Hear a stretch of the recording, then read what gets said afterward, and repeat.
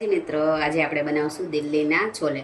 છોલે માટે આપણે આ વટાણા, સફેદ વટાણા આવે છે ને, તેને આખી રાત આપણે પલાળી દીધા છે. અને આ છે આંબલીને પણ આપણે કલાક પહેલાં પાણી નાખી અને પલાળી દીધી છે. વટાણાને હવે આપણે કુકરમાં નાખી દઈશું. વટાણા આપણે દીધા છે. અમે આપણે એક નાખશું ગ્લાસ પાણી નાખી અને આપણે ગેસ ચલાવી અને વટાણા મૂકી દઈશું.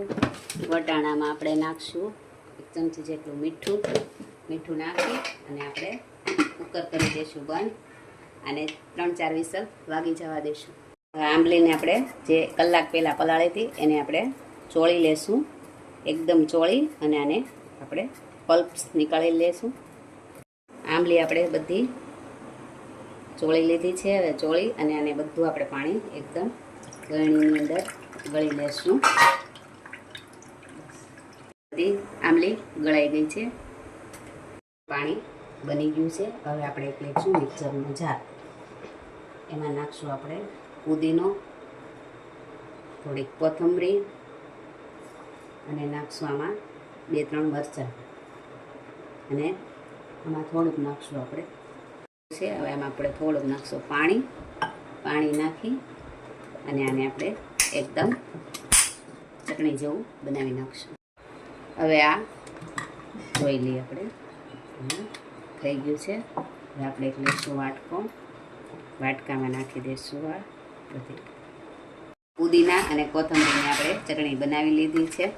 અને આ આંબલીની પણ બનાવેલી હતી આપણે. આંબલીને ગળી અને પાણી કરી લીધું હતું. હવે આ બેને આપણે મિક્સ કરી લઈશું અને હલાવી લઈશું.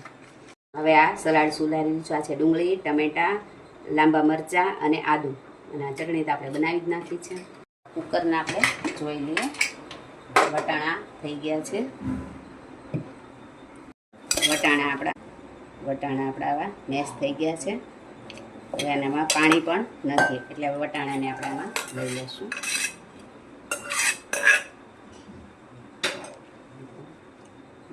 થઈ ગયા છે. હવે આજે આપણે કોથમરી અને આંબલીની ચટણી બનાવી હતી એ આમાં આપણે થોડીક નાખી દઈશું. પછી આપણે આમાં નાખીશું આ ડુંગળી,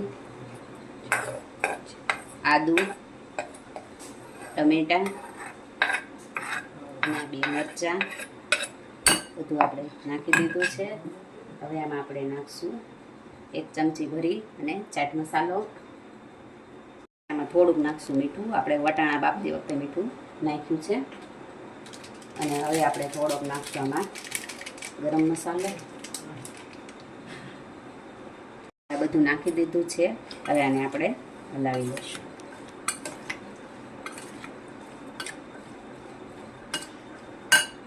નાખશું આપણે કોથમરી, એકદમ સરસ હલાવી લઈશું.